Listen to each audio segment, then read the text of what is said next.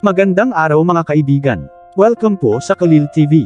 Atin pong tunghayan ang aking kwento na pinamagatang A Surrogate for Billionaire. Pero kung bago ka pa lang sa aking channel, paki-like po ng aking video, paki-click po ng subscribe button gayon din ang bell icon para lagi kayong updated sa mga paparating ko pang uploads.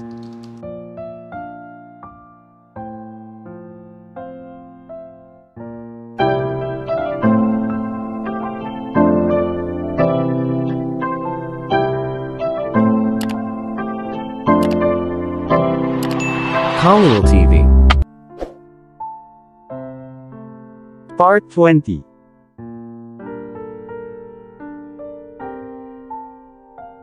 Sebastian, can I go out today? I mean alone. I want to meet Amelia for something, tanong ko kay Sebastian pagpasok niya sa kwarto matapos niyang yakapin ng matagal si Gabriel. Bakit, wag kang mag-isa Alexa? Wika niya na may pag-aalalang boses. Bakit siya nag-aalala? Walang mangyayari sa akin Sebastian, don't worry I'll just meet her and come only for 1 or 2 hours. Umiti ako at tumakbo papunta sa kanya habang yakap ko siya. Tumingala ako sa mukha niya at nakita kong nakangiti siya. Okay, call me before you go. I'm going to the office now, tumango ako sa kanya at humalik sa pisngi niya. Pagkaalis ni Sebastian ay tinawagan ko si Amelia. Amelia, you're going today. Tanong ko sa kanya pero deep inside of me ayoko siyang umalis pero galit din ako sa bastos na yon. Kasalanan niya lahat. Oo, magkita tayo sa cafe sa tabi ng Royal Park. Narinig ko ang basag niyang boses sa telepono at napabuntong hininga ako. I'll come now. Nagpalit ako ng long black wrap around skirt at black high-neck crop top na walang manggas. Kinuha ko ang phone ko at bank card na ginamit ko sa pag-iipon ng pera at bumaba. Mommy, saan ka pupunta? Tumakbo papalapit sa akin si Gabriel at niyakap ang mga binti ko. Binuhat ko siya at hinalikan ang cute niyang pisngi at ngumiti. Lalabas na si Mommy. Hintayin mo si Mommy at makipaglaro kay Winzy okay? Tanong ko sa kanya habang tumatango siya na may masayang ekspresyon. Tito Herman, babalik ako agad. Please take care of him for a while.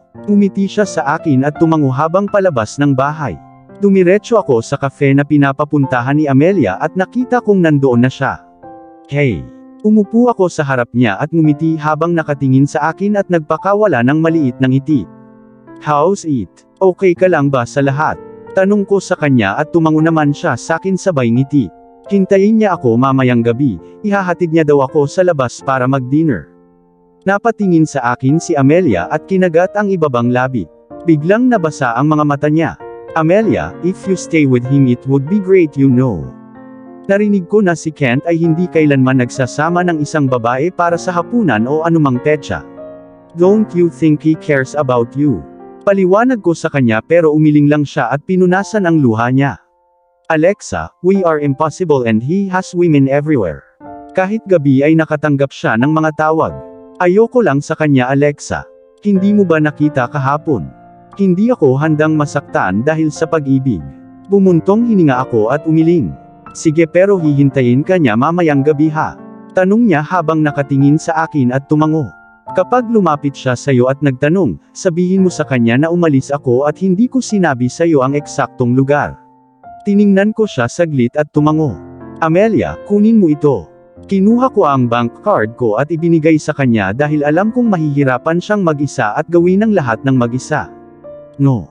Are you crazy? I can't take this. She looked at me with a shocked face and shook her head with a forced smile. Kunin mo ito Amelia, kakailanganin mo ng pera sa hinaharap. Anyways sarili ko itong pera na naipon ko at kung gusto ko ulit ng pera pwede ko itong hilingin kay Sebastian. Kaya please take this, hinawakan ko ang kamay niya at nilagay ang card sa kamay niya. Nag-alinlangan siya sandali at tumango sa akin. Sige, tawagan mo ako at sabihin mo sa akin ang lahat. Umiti ako sa kanya at sinabi dahil ayoko siyang mamis tulad ng mga nakaraang taon at gusto kong panatilihin ang aming pagkakaibigan ng walang anumang istorbo. I will. Salamat sa lahat Alexa. Let's meet again someday. Tumayo siya at niyakap ako. Tumango ako sa kanya at niyakap siya pabalik at pinanood siyang umalis. Then I heard my phone ringing and I quickly picked up the call. Sebastian. Come to my office. Bago pa ako makapagsalita ay ibinaba na niya ang tawag. Ano bang problema niya? Bumuntong hininga ako at pumara ng taxi para pumunta sa opisina niya. Pagpasok ko sa opisina ay sinalubong ako ng lahat ng tao na may matamis na ngiti. "Good morning, madam. This is the first time you came here." Napatingin ako sa middle-aged woman na nakangiti sa akin at tumango ako sa kanya. "Yeah, first time. Saan ang office ni Sebastian?" Tanong niya habang mabilis akong inakay papunta sa elevator. "This is the president's personal elevator. Ma'am, you can use this." Umiti ako sa kanya. "Maraming salamat." Pumasok na ako sa elevator at pumunta sa office ni Sebastian. Pagpasok ko sa opisina niya ay nakita ko sa mga mata ko ang pinakamarangyang opisina. Dahan-dahan akong pumasok at nakita ko si Kent kasama si Sebastian. Bumilis ang tibok ng puso ko nang makita ko si Kent. "Oh, andito na siya." Tumingin sakin si Kent at ngumiti. Bigla akong nakonsensya dahil tinulungan ko rin si Amelia na iwan siya. Pilit akong ngumiti sa kanya at tumango habang pinagmamasdan niya ako saglit at tumayo. "I won't bother you, lovebirds." With that he left the office. Pinagmasdan ko siyang umalis at tumingin kay Sebastian na hindi man lang nakangiti habang nakatingin sa akin. "Bakit ka nakatingin sa kanya? Ano?" Kumunot ang noo ko sa kanya at naglakad palapit sa kanya pagkaupo ko sa harapan niya. "Sebastian, naalala ko lang si Amelia nung nakita ko siya." Ayun. Tumayo si Sebastian sa upuan niya at lumapit sa akin. Tumingala ako sa kanya at ngumiti habang hinahaplos niya ang mukha ko. "Why are you so gorgeous?" Natawa ako sa kanya dahil sa sinabi niya. Is he crazy all of sudden? Asking me to come here and talk useless things. "Sebastian, bakit mo ako pinapunta dito?" Tumayo ako sa upuan at nagtanong habang mabilis niya akong niyakap ng sobrang higpit. "Just wanted to see you, asawa ko." Uwi na tayo saglit, napatingin ako sa kanya nang may pagtataka. "Ano, sa ilang sandali? Wala ka bang trabaho, Sebastian?" Tanong ko sa kanya habang matamis siyang ngumiti sa akin at umiling. Napabuntong hininga ako at hinalikan siya sa pisngi dahil alam kong walang paraan para tumanggi ako sa mga sinabi niya. Lumipas ang panahon at 3 buwan na rin mula nang ikasal ako kay Alexa. Ang pagkakaroon ni Alexa sa aking braso tuwing umaga ay parang langit ang aking buhay. Masaya ako at talagang masaya ang buhay ko dahil sa anak at asawa ko, pero may pasanin sa puso ko at si Kent yun. Matapos niyang malaman na iniwan siya ni Amelia ay naging sobrang broken siya at nambugbog pa siya ng mga tao para sa wala. Siya ay inaresto ng higit sa 5 beses sa mga buwang ito. He's looking for her like a crazy man, and Alexa said she doesn't know where she went, but I know Alexa knows about it. I saw the guilt in her every time she looked at Kent. "Sebastian, breakfast is ready." Napatingin ako kay Alexa na kakapasok lang sa kwarto at napag-alamang nagpapalit siya. Palagi siyang mukhang pagod, pero kapag tinatanong ko siya lagi niyang sinasabi na may problema ang mata ko. "Let's go." Hinawakan ko siya sa bewang niya at hinalikan siya sa noo habang humahagikgik. Kasabay noon ay bumaba ako kasama niya at nadatnan kong nanunood ng cartoons si Gabriel. "Daddy, good morning." Nang makita niya ako ay lumapit siya sa akin na may malaking ngiti. Binuhat ko siya at pumunta sa dining at sinimulang pakainin. Habang pinapakain ko siya, biglang tumayo si Alexa sa upuan at tumakbo palayo habang tinatakpan ang bibig niya. "Ano ba naman? Daddy, what's wrong with mommy? Ganito rin siya kahapon." Bumilis ang tibok ng puso ko nang marinig ko ang basag na boses ni Gabriel. "Kahapon? Hindi ko alam yun. Pupuntahan ko si mommy." "My little boy, tapusin mo itong buong plato, okay?" Hinalikan ko ang ulo ni Gabriel at tumango siya na may pag-aalalang tingin. Naglakad ako patungo sa direksyon na pinuntahan ni Alexa at nakita kong nasa washroom siya. "Anong meron?" Tanong ko habang nakatingin siya sa akin na parang kinakabahan. "What the hell is wrong with her?" Lumapit ako sa kanya at hinawakan siya sa bewang at hinila palabas ng washroom. "Sebastian, we didn't use it right." Umiwas ng tingin si Alexa sa akin at nagsalita habang kagatlabi. "Hindi gumamit ng ano?" Tanong ko sa kanya habang nakatingin sa akin habang namumula. "Ano bang meron sa babaeng ito? Protections. Hindi mo naman ginamit, di ba?" Lalong lumakas ang pintig ng puso ko at alam ko ang ibig niyang sabihin. "Buntis ka ba?" Tanong ko sa kanya sa nanginginig ngunit masaya pa ring puso. I don't know but I guess. Late na ang period ko. Pumikit ako at huminga ng malalim dahil gusto kong pakalmahin ang sarili ko. Kung hindi ko alam kung ano ang mangyayari. Let's go to the hospital, mag-ready ka. Hinalikan ko siya sa noo at sa buong mukha niya. Gusto mo? Tanong ni Alexa sa akin at napatigil ako sa kilos ko at tumingin sa kanya. Akala niya ba ayoko? What the hell? I always wanted to. I fucking like Alexa. I just fucking love. Niyakap ko siya at hinalikan sa ulo. Hindi ko lang mailarawan kung gaano ako kasaya. Okay lang ba si Mommy Daddy? Napatingin ako kay Gabriel at nakita kong puno ng luha ang mga mata niya. Dali-dali akong pumunta sa kanya at binuhat. Okay lang si Mommy. Gusto mo ba ng little brother or little sister? Tumingin siya sa akin nang may pagtataka at bumagsak ang mga mata niya sa nakangiting mukha ni Alexa. I like a little sister like Mommy. Humahagikik si Gabriel sa batok ko at itinago ang mukha sa dibdib ko. Tapos dahan-dahan siyang tumingin kay Alexa habang namumula. Bakit siya namumula? Tara sa ospital, mag-ready ka Gabriel. Hinalikan ko siya sa pisngi at ibinaba siya habang tumatakbo paakyat. Pagkatapos ay lumingon ako at tumingin kay Alexa at nakita kong nakatingin siya sa akin na parang nahihiya. Go, get ready. Ngumiti ako sa kanya at tumango naman siya sa akin. Then she slowly walked to the upstairs and I sat her day on the sofa and closed my eyes. Fuck, magiging daddy na ulit ako. Gusto ko ng anak na babae. Makalipas ang ilang minuto ay bumaba si Alexa kasama si Gabriel at mabilis akong bumangon sa sofa at pumunta sa kanila. Let's go. Nag-drive na ako papuntang hospital. Kinakabahan lang ako at naiinip dahil gusto kong malaman at mahanap ang lahat. Tumingin ako sa relo at nakita kong alas 8 na ng umaga tapos tiningnan ko si Alexa na kalmadong nakaupo sa tabi ko. Then I looked at Gabriel via the rearview mirror and found he was smiling covering his face. Napatitig muli ang mga mata ko kay Alexa at nakita kong nakatingin siya sa akin ng nakangiti. Bakit ang tiyaga mo? Lumalaki ba ang sanggol sa loob mo? Humalakhak si Alexa at tinapik ang hita ko. Tumingin ako sa kanya at tumingin ulit sa kalsada at nakita kong naka-red lights pa rin. Can't wait to see my little princess. Nilagay ko ang kamay ko sa tiyan niya at humahagikik siya at kinurot ang pisngi ko. Paano mo masasabing maliit na prinsesa? Tanong niya sa akin at napabuntong hininga ako. I want a little princess and I'll give her my everything. Yumuko ako palapit kay Alexa at hinalikan siya sa noo. Don't spoil my kids, Sebastian. Tinulak niya ako palayo at pinagdikit ang labi niya. Siyempre, hindi ko dapat hayaang matulad ang anak ko sa mami niya noong bata pa siya. Napakayabang at masama. Napangiti ako sa isiping iyon at nakita kong green light na. Pagpasok namin sa ospital ay dali-dali akong pumunta sa mga doktor at pinascan si Alexa. Binuhat ko si Gabriel at pinanood ang screen. Wow! Asan si baby sister daddy? Tumingin sa akin si Gabriel gamit ang matengkad niyang mga mata at ngumiti. There, still so small, ipinakita ng doktor ang maliit na bagay na parang sanggol sa tiyan ni Alexa at ngumiti. Napatingin ako kay Alexa na nakatingin sa screen na may malaking ngiti sa labi. Masaya siya diba? Magaling yan. Si Mrs. Madrigal is 6 weeks pregnant. Congratulations sir. 6 weeks. Kailan ito nangyari? Hindi ko na rin maalala. Kaya nabuntis ko ulit siya.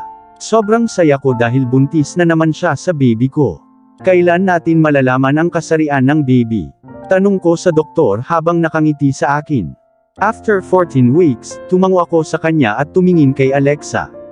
Tumingin siya sa akin at ngumiti. Damn, that smile. Napakaganda. Okay na ba ang kalusugan niya? May kailangan ba akong gawin sa kalusugan niya? Tanong ko sa doktor habang umiiling. Tapos lumapit sa akin si Alexa at pinulupot yung kamay niya sa braso ko. Okay naman ang kalusugan ni Madam. Tumango ako sa kanya at lumabas na ng ospital. Pinagbuksan ko ng pinto si Alexa at isinakay si Gabriel sa backseat at sumakay sa kotse. Hindi ba pwedeng sumama kay Mommy? Biglang tanong ni Gabriel at umiling ako. Paano ko hahayaang maupo ang batang ito sa kandungan ni Alexa? No. You can't because your sister is inside of your mommy's belly, okay? So you should be a man and do things alone in the future. Pagkasabi ko noon ay tumango si Gabriel sa akin na may seryosong ekspresyon. Okay daddy, I'll be a good man. Gusto kong matawa dahil sa seryoso niyang mukha pero mahal na mahal ko ang batang ito. Napakatalino. Sebastian, it's still just like a small bean, why are you acting like this? What the fuck? No. Who said my child is a bean? No way. Saglit akong pinagmasdan ni Alexa at umiling habang pinagdikit ang labi. Okay, anong gusto mong kainin? Tanong ko sa kanya at mabilis niyang hinimas ang tiyan niya at ngumiti sa akin. Para saan iyon? Gusto kong kumain ng grapes. Ano, grapes? Bakit biglaan? Yes, grapes. I love grapes. Narinig kong sigaw ni Gabriel.at. Napatingin ako kay Alexa. Grapes ang paborito kong prutas, di ba? So si Gabriel ay pareho pero si Alexa. Sebastian, I know it's your favorite fruit and I only eat grapes as a fruit habang dinadala ko siya. Mas lalong bumilis ang tibok ng puso ko nang maalala kong dinadala ni Alexa si Gabriel. Hindi ko man lang siya makita o tanungin kung ano ang gusto niya o kung ano ang gusto niyang gawin. Okay, I'll buy for you. Ngumiti ako sa kanya at hinaplos ang mukha niya. Ang cute niya lang. Gusto ko ng cute na anak na katulad niya. Nagmaneho ako sa isang supermarket at bumili ng bawat uri ng grapes para sa kanya at kay Gabriel. Pagkatapos ay binayaran ko ang bill habang bitbit ang isang malaking bag na puno ng grapes. Naramdaman kong pinagtitinginan ako ng mga tao pero what the fuck? Move, sabi ko sa lalaking magbabayad na sana ng bill. Hindi na ako makapaghintay hanggang matapos siya. Hinihintay ako nina Alexa at Gabriel. Sir, maghintay po kayo sa pila, kailangan ko ba maghintay sa pila? Hindi. Tinulak ko yung lalaking nasa harapan ko palayo at nilagay yung bag sa table. Hurry up. Naghihintay na ang asawa at anak ko, sabi ko habang tumango sa akin ang cashier na puno ng takot ang mukha. Oh my God, Mr. Madrigal. It's a pleasure to see you came to shop here. May dumating na lalaki at nagsalita at pasimple akong tumango sa kanya. Ang daming grapes, tumingin siya sa akin at ngumiti. Tignan mo yung ngiti niya. Bakit parang gusto kong tamaan yung mukha niya? Pwede ko bang malaman kung bakit binili ni Mr. Madrigal itong mga grapes? What the fuck? To feed you and then I'm gonna feed you to crocodiles. Anong kinalaman niya sa mga gamit ko? Pagkasabi ko noon ay namutla ang mukha niya at mabilis siyang umalis pagkatapos humingi ng tawad sa akin. Crazy bastard. Pagkatapos nun ay pumunta na ako sa kotse at binigay ang isang bag kay Alexa at isa pa kay Gabriel. Pagkapasok ko sa kotse, napatingin ako kay Alexa and found she's looking at me with an emotionless face. Ano? Tanong ko sa kanya habang hinihimas ang kanyang noo. Pinabili ba kita ng lahat ng grapes sa supermarket, Ryan? Wika niya at kinurot ang kamay ko. Just buy for you and Gabriel. Nakangiting sabi ko sa kanya habang pinagmamasdan ako saglit at tumango sa akin. Okay then, ngumiti siya at humalik sa pisngi ko. Gusto ko siyang sunggaban at halikan pero si Gabriel ang palaging nang iistorbo sa akin kapag hinahalikan ko si Alexa. Pagkatapos ko silang ihatid pa uwi ay dumiretso ako sa opisina. Tapos nakita ko si Daddy at si Kent andoon. Mabilis akong pumunta sa kanila at ibinahagi ang masayang balita sa kanila. Buntis si Alexa. 6 weeks lang, nakangiting sabi ko sa kanila dahil hindi ko alam kung paano ko i-describe o ipapakita ang kaligayahan ko. Congratulations! Parehong sabi ng daddy ko at ni Kent pero bumilis ang tibok ng puso ko nang marinig ko ang salita. Janos. Hinding-hindi ko makakalimutan ang masayang mukha ni Janos nang sabihin niya sa akin ang salitang iyon 4 na taon na ang nakakaraan. Pinilit kong kalimutan ang sakit sa loob ng puso ko at napatingin ako kay Kent na hanggang ngayon ay wasak pa rin dahil sa babaeng iniwan siya nang wala, kahit isang salita. Napabuntong hininga ako nang makita ko kung paano pumayat ang malakas niyang katawan dahil sa lahat. Walang nakakakita sa pagbabago niya pero kitang-kita ko iyon. Kent, hanapin natin siya, okay? Sabi ko habang pilit nang umiti sa akin sabay tangulang. Pagkatapos ay nag-excuse siya at lumabas ng opisina. Bumuntong hininga ako at tumingin kay daddy na nakangiting nakatingin sa akin. Ilang anak ang balak mong magkaroon sa kanya? Initian niya ako at nginitian ko rin siya pabalik. A football team, natatawa ang daddy ko sa sinabi ko. Pinagmasdan ko ang masayang mukha niya at biglang naging sobrang lungkot. Ano iyon? Dad, what's wrong? You never tell me anything. Tumingin siya sa akin at bumuntong hininga. Namatay ang mommy mo habang buntis siya sa kapatid mo. Namumula ang mga mata niya habang nagsasalita. Bumilis ang tibok ng puso ko sa narinig ko sa kanya, namatay. Paano? Nanuyo ang lalamunan ko at namamaos ang boses ko. I don't know what happened. All I saw was her dead body and I didn't even know that she was pregnant with my second baby. Wika niya at biglang hinila ang buhok niya. Ramdam ko ang sakit na nararamdaman niya at pati ako. Hindi ko pa nakita ang aking ina sa aking buhay. Wala akong maalala. Pinatay siya. Tanong niya habang nakatingin sa akin na puno ng sakit ang mga mata. Nabangga siya ng truck at 4 months na siyang buntis. Hindi ako nakatuluyan dahil 2 buwan akong wala sa bansa. Pumikit siya at sumandal sa sofa. Kung buhay pa si mommy may kapatid na ako diba? Nalaman mo ba ang tungkol sa aksidente? Tanong ko sa kanya kasi na-curious lang ako. I did everything to find it and I'm still trying but no evidence. Ang alam ko may sumadyang pumatay sa kanya at sa baby ko. Pinagmasdan ko ang mukha niyang basag at lungkot na puno ng lungkot at pakiramdam ko ay sumasakit ang puso ko. The only reason I continue living is you, Sebastian. Because you're the only thing she left for me. Your eyes always reminded me of her. So beautiful. Tumingin siya sa akin at ngumiti. Hindi ko sinasadyang napangiti dahil nakaramdam ako ng pagmamalaki dahil kamukha ko ang aking ina. Nakita ko lang siya sa picture na yun pero napakagandang babae. Tumipas muli ang 2 buwan sa isang iglap at nagkaroon na si Alexa ng maliit na bukol sa kanyang tiyan. Ang cute niya lang at alam na namin na isisilang niya ang unang prinsesa sa pamilya Madrigal. Tulad ng gusto ko, ito ay isang babae. Lumabas ako ng study room at hinanap si Alexa at nakita kong kasama niya si Gabriel at hinahalikan niya ang tiyan niya. Then I heard a message sound on my phone and I took the phone from my pocket and saw it was from Kent. Natagpuan siya. Sisipain ko siya sa pag-iwan niya sa akin, Amelia. Napabuntong hininga ako dahil wala akong ideya kung ano ang gagawin niya kay Amelia after missing her for 5 months but I'm sure na hindi niya ito sasaktan. At dito na po, nagtatapos ang part 20 ng ating kwento. Sabay-sabay po natin abangan ang susunod na kabanata. Paki-support rin po ng mga kwentong pag-ibig ni Dion Channel TV na asawa po ni Khalil TV. Maraming salamat po. God bless and stay safe everyone. Shout out po sa ating mga kaibigan na sina Nora Abdulkadir of Bahrain, Adelita Shirikian of Jerusalem, Israel, Jasmine Ramos of Abu Dhabi UAE, Abun Shoji of Japan, Marivic Barquio of Kuwait, Mary Ann Bakat of Abu Dhabi UAE, Marian Sushon of America, Karen May Plato of Hong Kong, Evain Loha, Fe Cruz, Judy Char, Ana Yu Powell, Harna Baduli, Trinda Sotelo of Umingan, Pangasinan, Evangeline Caballero of Kuwait, Maria Renbuentipo of Uniza Al-Qasim KSA, Vianney Casagde of Kuwait, Taylon 21 of Hong Kong, Rose Ellen Fernando of Oman, Jennifer Gonzalo of Kuwait, Clemon Gabo of Hong Kong, Julieta Tornillo of Kuwait, Simpatica of Singapore, June Gwyneth Igorot Country Sounds of Hong Kong, Evelyn Togonon of Dubai, Kenta Hamamoto, Jean the Best of England,